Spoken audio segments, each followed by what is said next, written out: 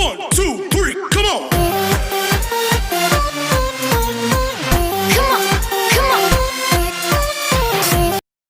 Salam sehat, semangat belajar, tetap mengerjakan protokol kesehatan, sehingga dengan demikian kita membantu memutuskan rantai daripada COVID-19. Hari ini kita akan belajar fisika dengan topik sifat mekanik zat. Sifat mekanik zat adalah kemampuan suatu zat untuk menahan beban yang diberikan kepada zat tersebut. Nah, bagian daripada sifat mekanik ini meliputi kekuatan, kekerasan, elastisitas, kekakuan, plastisitas, dan kelelahan bahan. Kelelahan bahan artinya barang itu ternyata bisa rusak. Nah, apa yang dimaksud dengan kemampuan bahan untuk menahan beban kepadanya? Yaitu misalnya Andi duduk di sebuah kursi plastik, massa Andi 60 kg. Maka kursi plastik itu dapat menahan beban yang diberikan padanya sebanyak 60 kg. Kemudian kita masuk kepada bagian A, kekuatan bahan. Kekuatan bahan atau strength. Nah, ciri-ciri benda yang kuat atau barang yang kuat yaitu bisa tegang dan bisa lemas. Jadi ingat, ciri-ciri barang yang kuat adalah bisa tegang, bisa lemas. Kalau tidak bisa tegang, tidak bisa lemas, itu bukan barang yang kuat. Nah, kita masuk yang pertama, yaitu tegangan stres adalah hasil bagi gaya dengan luas permukaan yang terkena gaya. Rumusnya tau sama dengan F per A. Keterangan tau adalah tegangan N per M pangkat 2. F adalah gaya, satuannya Newton. A sama dengan luas, satuannya meter pangkat 2.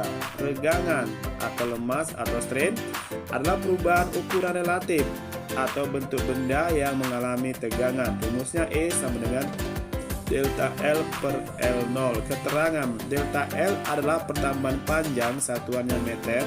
L0 adalah panjang mula-mula, satuannya meter. E adalah regangan. Regangan tidak memiliki satuan.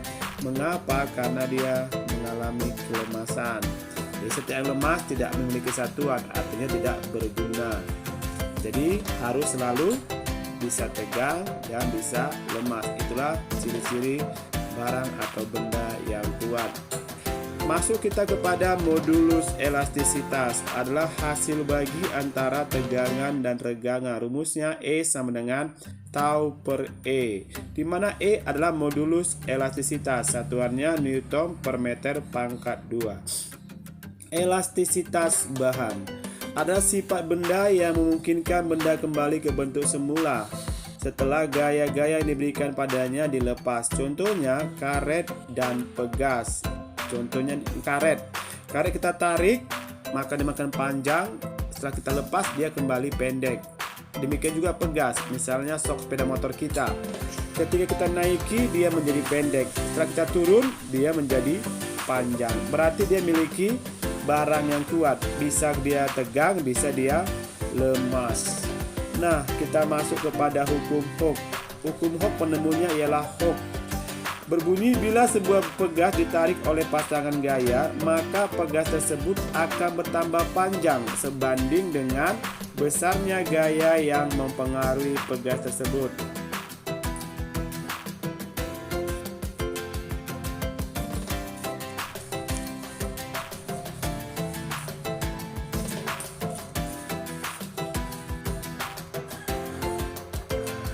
Nah, kita lihat ini ada gambar pegas. Pertama yang di bawah ini pegasnya belum diberi gaya. Kemudian yang di atas diberi gaya, ditarik sehingga pegas bertambah sepanjang delta X.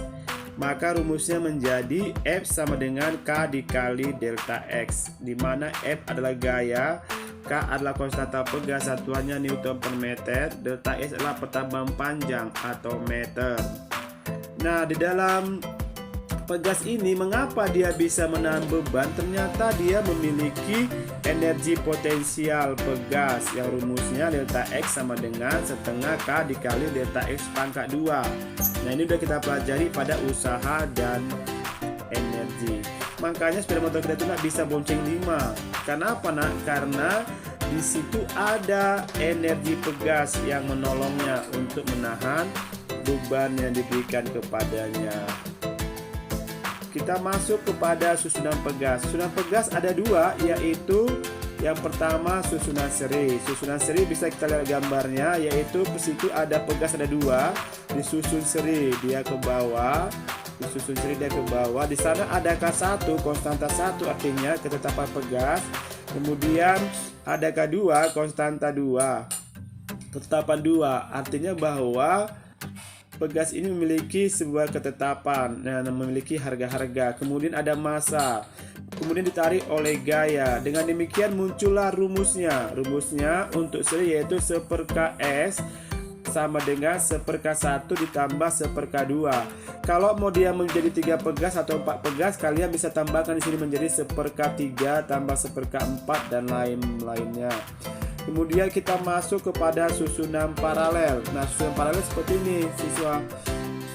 Di samping dia, ini ada K1, ada K2, kemudian ditarik oleh gaya. Kalau ada lagi K3-nya, kalian buat lagi di sampingnya. Kalau ada lagi apa, kalian buat lagi di sampingnya.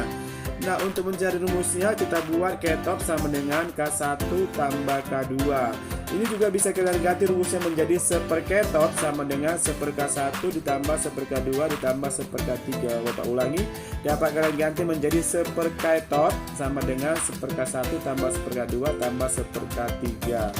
Ketot artinya adalah konstanta total penjumlahan antara K1 ditambah K2.